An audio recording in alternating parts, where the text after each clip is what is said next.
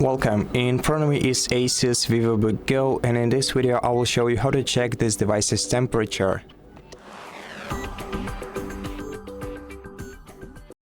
So to do that we'll have to use a third-party application which is called CoreTemp. So first of all connect to the internet, then open your web browser and look up the... First let me open the Google so I can make it more visible for you. Okay, and search for CoreTemp,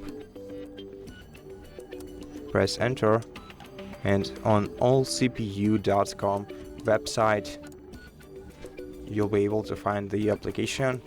Open this website, allcpu.com/CoreTemp, click download to download the install file, and once the installation file is downloaded, click on it to open. Then you can click yes, and you can close the browser at this point. Click next to continue. Get to know the user's agreement, click accept, then click next. Then if you want to, you can select browse to select the destination folder for your application. I'm not gonna change it in my case. Click next, and then if you want to create a desktop shortcut, you can keep this checkbox checked. I'm gonna uncheck it. Then make sure to uncheck this one checkbox, because this one, if you don't do that, it will install some unwanted software, I suppose, unless you want to install a good game Empire game. And if you want to install additional language packs, you can uncheck you can keep this checkbox checked. I don't need them, so I'm gonna uncheck it. And if you want to create a shortcut to CoreTemp add-ons, you can check this checkbox. We're not gonna need it to check the temperature, so don't worry. Basically you can keep everything unchecked on this page. Then click next, then click install, and once the program is installed,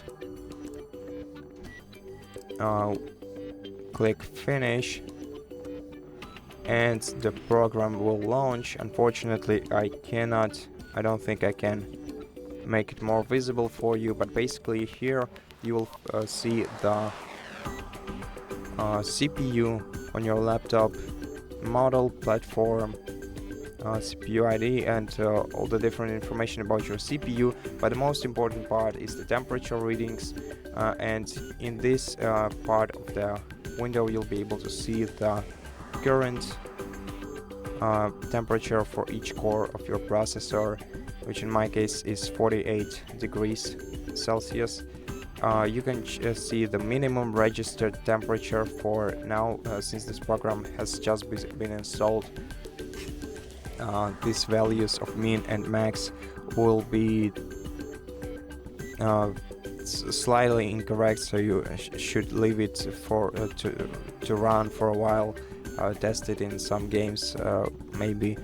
So yeah, but basically that's the minimum registered temperature, that's the maximum registered temperature, and that's the load of each core of your processor. And that's it. Thank you for watching this video. If you liked it, consider subscribing to our channel, leave us a like and a comment below, and I'll see you in the next one.